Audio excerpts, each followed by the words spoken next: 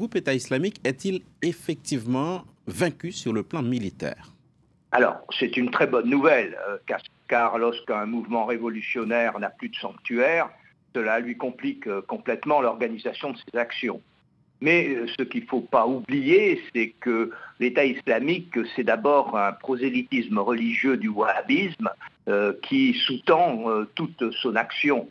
Et ça n'a pas disparu pour autant. Hein. Et donc, c'est pour moi, il faut évidemment, c'est une très très bonne nouvelle, mais il ne faut pas oublier que ce califat, hein, qui était en fait le quatrième califat wahhabite, cette idéologie religieuse, si on peut dire, a toujours perduré depuis 1744, qui est la date que les historiens font remonter la rencontre du prédicateur al-Wahhab avec la famille Saoud.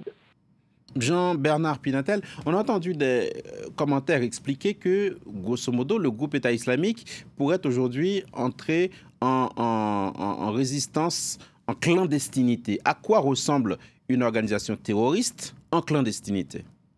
Eh bien, c'est toujours comme ça qu'elle commence. Dans toute organisation révolutionnaire, elle commence par un premier stade de la clandestinité. Si les Mao avaient complètement théorisé cela, donc il y a un premier stade qui est la clandestinité dans lequel, par de la pression, par des attentats, on obtient un silence où on rallie des gens.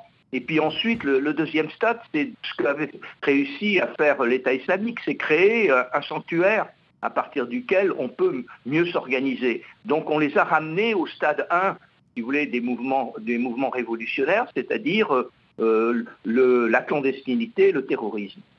Est-ce que les Kurdes ont les moyens d'assurer l'après-groupe État islamique?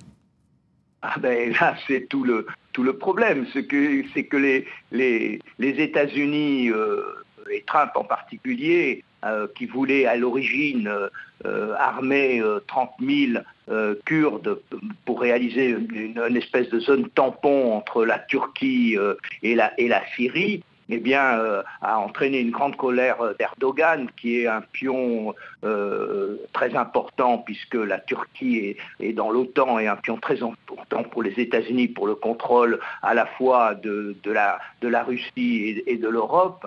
Et donc, après s'être servi des Kurdes, il les a laissés tomber comme des Kleenex. Donc, comment les Kurdes sont obligés maintenant de négocier avec Damas, et c'est ce qu'ils font.